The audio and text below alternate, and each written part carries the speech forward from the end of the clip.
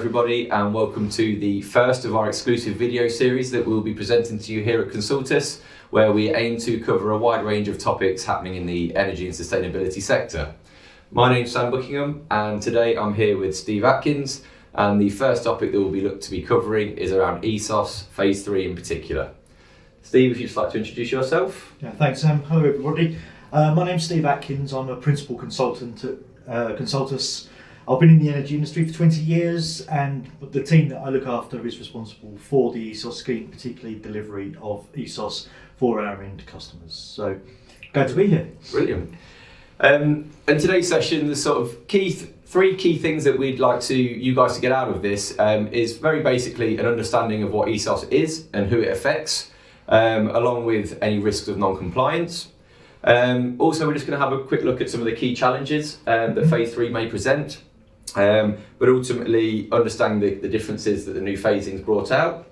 And we're also going to just provide some advice on how to tackle it. The three key takeaways we hope that you might get from this video is A, to get an understanding of what ESOS is and who it may affect and any risks of non-compliance. But we also want to talk quite a lot about the key changes to Phase 3, which we know have recently come into play. And we'd also share some advice on how to tackle ESOS Phase 3 and any challenges that you might want to look out for. Okay. To get things started, can you just give us a bit of background around what ESOS is and how it came about? Okay, yeah, no problem at all. ESOS, or the Energy Savings Opportunity Scheme, was introduced in 2014 by the government. It was the successor to the arguably failed CRC scheme, which proved highly unpopular amongst the end users. The scheme was introduced really to identify where end users can introduce energy efficiency measures across their portfolio, with a view ultimately to meeting the government's net zero ambitions and cutting down carbon footprints.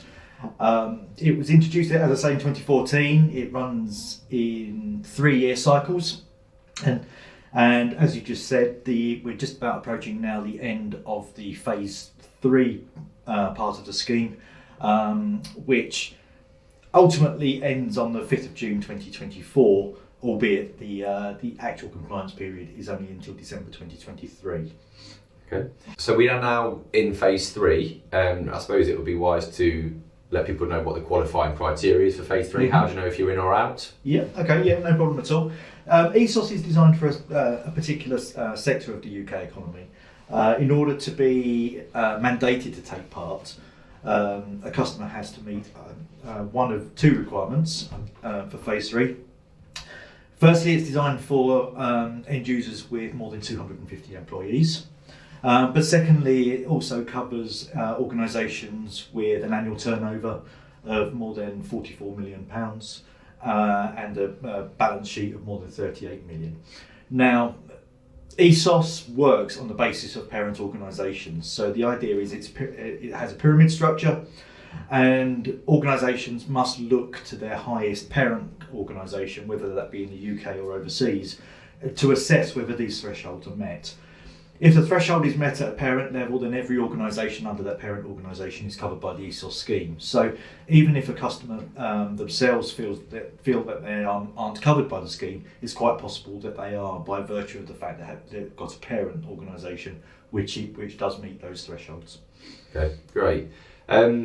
You've sort of briefly touched on, but can we just highlight the key dates involved in this third phase? Yeah, the third phase officially ended on the 5th of December 2023. Now, because of a delay to government legislation in finalising the exact requirements of Phase 3 of the scheme, the government extended the compliance deadline out to the 5th of June 2024, which is why we're still able to cover Phase 3 clients now under the scheme.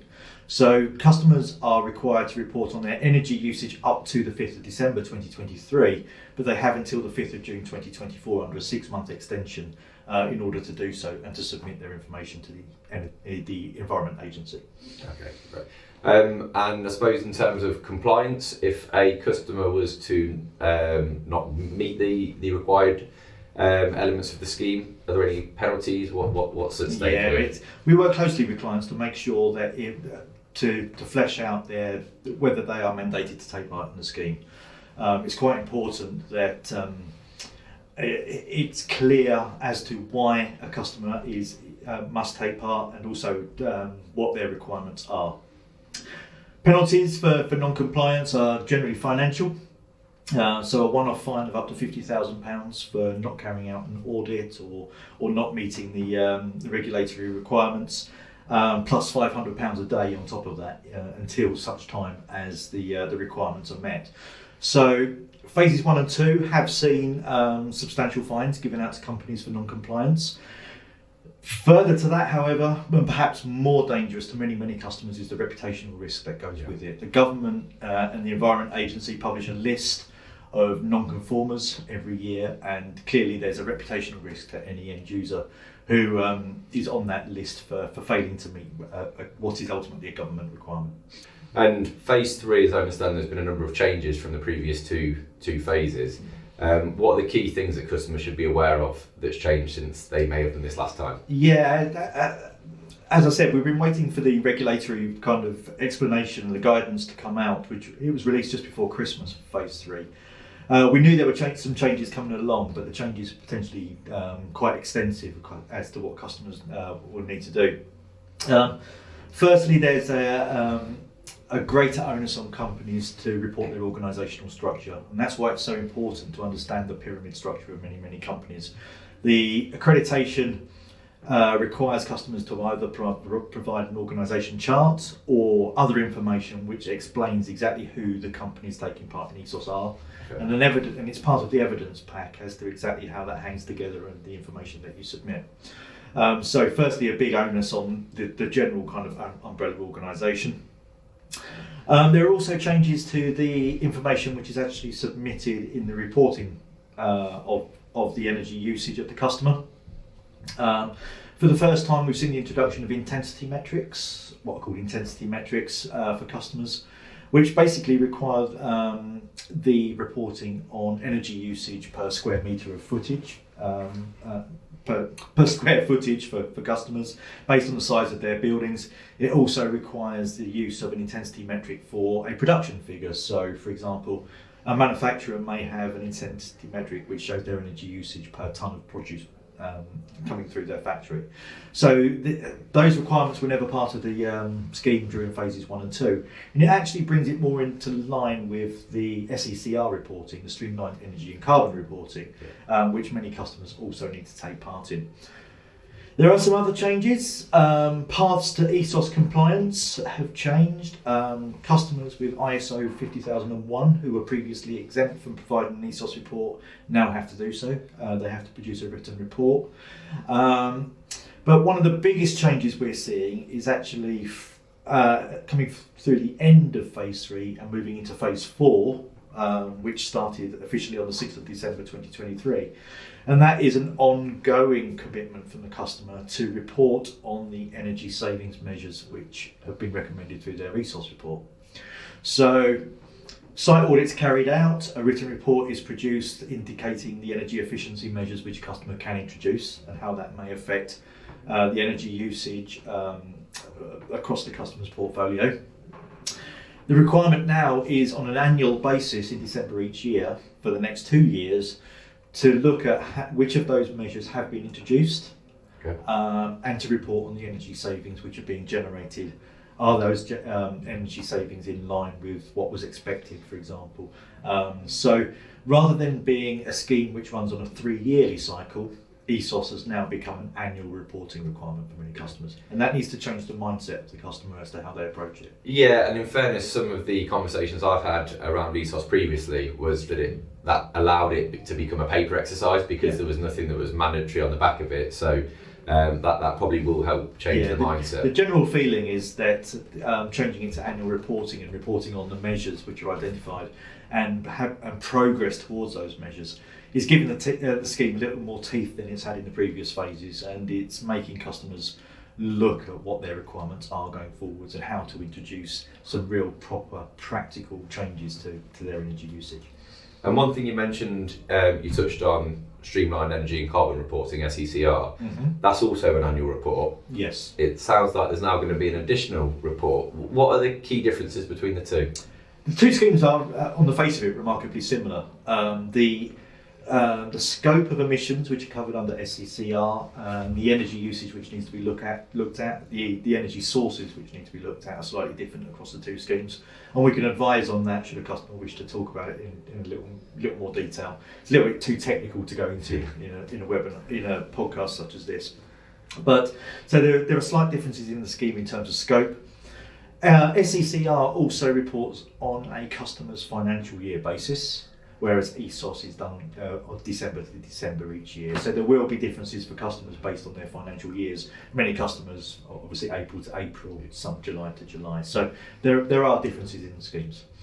So with all of this going on, we've just already touched on sort of two schemes, but where do you see the challenges that customers may face with ESOS, and along with that, the opportunities that come with it? Yeah, out of one comes the other, if the truth's known, Sam. The new requirements of Phase 3 require greater responsibility from director level from the companies. So it was always envisaged that the energy saving measures would reach board level, and therefore there would be an impetus at a very high level within organisations to get these measures implemented. And with the recent changes to the scheme, do you see that this offers opportunities to customers around their? Well, it certainly does. Yeah, I mean the introduction of tighter rules regarding reporting, for example, mean that it should be much easier for customers to actually progress those energy saving measures within their portfolio. Previously, under the scheme, we've found that the reports have been reaching director level. They all have to have director sign off. But directors haven't taken that as a direct sign that they need to actually physically act on these reports. Yeah. I think once the annual reporting is introduced and you're required to report on progress, suddenly there's a much greater onus and a much greater responsibility on the board to make sure that the investment required is there for those energy saving measures, and to make sure that the progress is being seen to be made, because ultimately this is still a reputational scheme. Yeah. And many customers won't want to be losing out to competitors under the sustainability banner, largely because they're seen to be more energy intensive than their competitors and are failing to take energy saving seriously, given the government's targets out to 2050. Yeah, no, I mean, it's similar to some conversations I've been having with some sustainability heads. They're quite grateful that this is now probably going to help them with some of their ambitions to move on with their net zero aspirations that they have for their business. So how have you been seeing customers tying this in with their overall net zero ambitions? Well, the ESOS report itself offer a great opportunity. But firstly, they identify the measures in particular sites across a customer's portfolio, but that generally gives an insight into what's possible across the wider estate. The identification of measures fits in quite nicely with customers who are thinking about introducing a full net zero plan and that have their own ambition, their own targets to meet, whether that be to meet commercial targets, i.e. remaining part of a sustainable purchasing program, or whether it be that they have their own commitments to for environmental purposes to have their own targets in place. So it offers a great opportunity for a customer to look at their entire net zero strategy across the board. The ESOS side of things also allows a much closer look at larger scale projects. So as part of the assessment of a customer's site, we would identify whether the installation of renewable generation on site is possible. And then we start to talk about the tiers of greenness that a customer can get involved in. So does it open up a broader discussion about buying green? If a customer has ambitions beyond doing that, do they start to look at introducing a power purchase agreement and the additionality that comes with that? And finally, do they look at on-site renewables as a way of cutting down their own energy usage across the site in terms of their own carbon footprint? And it actually forms part of a much bigger strategic discussion than the long-term planning that can go into a customer's portfolio. So if there's still any customers out there who may now realise that they do qualify for Phase 3 or have simply just left it until now, how would you approach that with them? The first thing to do is to make sure that those customers actually meet that deadline. Clearly, with the financial implications that I spoke about earlier on, that is something that we need to make sure of. At Consultus, we have our own site assessors who can go out and carry out the site audits for them. There is still time to do that. You have to audit a representative sample of sites, so we can help the customer choose which sites they audit and make sure that they're visited by one of our assessors to go out and actually look at the energy usage on the site. Once those site audits are carried out, we carry out the data analysis necessary for the report, put together the written report, which is ultimately provided to the directors at the organisation for their information, which identifies the measures. We also have our own lead assessor as well, so overcoming the challenge of lead assessor time being short in the run up to the deadline, we have control over that. We have our own internal lead assessor who can sign off the report for the customer. And ultimately, the team is also responsible for the submission of the information to the Environment Agency website, making sure that all of the customer information that is needed for compliance is in the right place at the right time, and the customer doesn't receive any unwanted fines or penalties. I suppose to finish on, what advice would you give to a customer who is now having to tackle ESOS Phase 3? It's quite late in the day for Phase 3. As I say, we've only got a few months now for the compliance, so my view would be get in early. Under the requirements of the ESOS scheme, all reports have to be signed off by an ESOS lead assessor, and our anticipation would be that as the June deadline starts to approach, then lead assessor time becomes more and more valuable as more and more customers are looking to meet that deadline. So my view would be get in early, get the audits done. Get the report finalised as soon as possible, bearing in mind that June deadline. Don't leave it to the last minute. But also take the report very, very seriously. There's a lot of great information in there, which any consultant can talk you through in more detail. It contains an awful lot of information from an investment point of view as to what the financial benefits or the financial outlay and the benefits could be of all of those measures. And it offers a really good opportunity for customers, really, if you take them properly as a serious proposition. As I say, to look at their entire strategy, their energy usage strategy across their portfolio, and to get a grip on their costs and their carbon at the same time. Brilliant. Well, thanks very much for your time, Steve. That was great. No problem at all, Sam. Yeah, thank you very much. Okay.